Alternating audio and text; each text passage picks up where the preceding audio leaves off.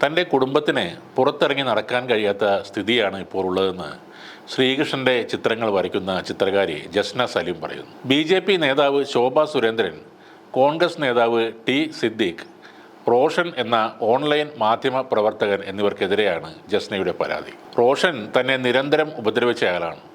ഇയാൾക്കെതിരെ നേരത്തെയുള്ള case അട്ടിമറിക്കപ്പെട്ടു. T Siddique MLA ഇയാൾക്ക് ഇപ്പോഴും സഹായം നൽകുന്നുണ്ടെന്നും ജസ്ന ആരോപിക്കുന്നു.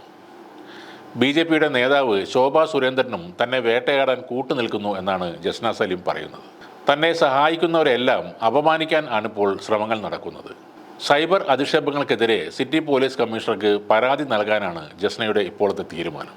ഫാബ്രിക് പെയിന്റ് കൊണ്ട് ഗുരുവായൂരപ്പൻ ചിത്രങ്ങൾ വരച്ചാണ് ജസ്ന ശ്രദ്ധ നേടുന്നത്. ഈയിടെ ഗുരുവായൂരിലെത്തിയ പ്രധാനമന്ത്രി നരേന്ദ്രമോദിക്കും ജസ്ന കണ്ണൻ്റെ ചിത്രം സമ്മാനിച്ചിരുന്നു. കഴിഞ്ഞ വർഷം വിവിധ വലിപ്പത്തിലുള്ള കൃഷ്ണൻ്റെ 101 ചിത്രങ്ങൾ ഒരുമിച്ച് ഗുരുവായൂരിൽ ഇവർ സമർപ്പിക്കുകയും ചെയ്തിരുന്നു. എന്നാൽ കഴിഞ്ഞയാഴ്ച ഒരു ഞെട്ടലോടെയാണ് ആ വാർത്ത എല്ലാവരും കേട്ടത്.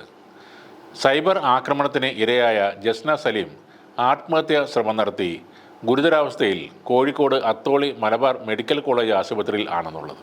അമിതമായ അളവിൽ ഗുളിക കഴിച്ച് ആത്മഹത്യാ ശ്രമം നടത്തുകയായിരുന്നുവെന്നാണ് അറിഞ്ഞത്. തെരഞ്ഞെടുപ്പ് വിജയത്തിന് ശേഷം RSS കാര്യാലയം സന്ദർശിച്ച തൃശൂർ MP സുരേഷ് ഗോപിക്കൊപ്പം കാര്യാലയത്തിൽ ജസ്ന RSS നേതാക്കളുടെ കൂടെ നിൽക്കുന്ന ചിത്രവും പുറത്തു വന്നിരുന്നു. തുടർന്ന് ഒരു വിഭാഗം ആളുകൾ ജസ്നക്കെതിരെ രംഗത്ത് വരികയും ജസ്ന തട്ടിപ്പുകാരിയാണെന്ന് ആക്ഷേപിക്കുകയും ചെയ്തിരുന്നു. ജസ്നയുടെ സ്വഭാവശുദ്ധിയെ ചോദ്യം ചെയ്തുകൊണ്ടും ഒരു വിഭാഗം ആളുകൾ രംഗത്തെത്തിയിരുന്നു.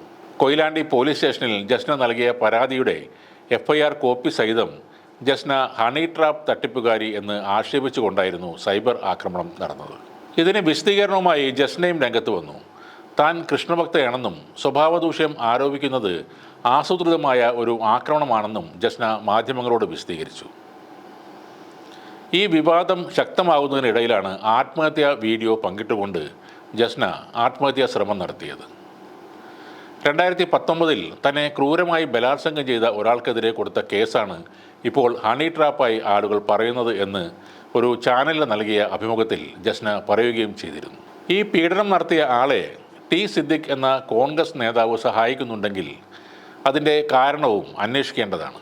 അതേപോലെ തന്നെ വിചിത്രമാണ് BJP നേതാവ് ശോഭാ സുരേന്ദ്രനും ജസ്നയ്ക്ക് എതിരാണെന്ന് പറയുന്ന കാര്യം. നരേന്ദ്രമോദിക്കും അമിത്ഷാക്കും ചിത്രങ്ങൾ വരച്ചു നൽകിയ കേന്ദ്ര സഹമന്ത്രി സുരേഷ് ഗോപിയുമായും ഏറെ അടുപ്പമുള്ള ജസ്നയോട് ശോഭാ സുരേന്ദ്രൻ എന്തിന് വിരോധം കാണിക്കുന്നു എന്നതും ദുരൂഹമായ ഒരു കാര്യം തന്നെയാണ്.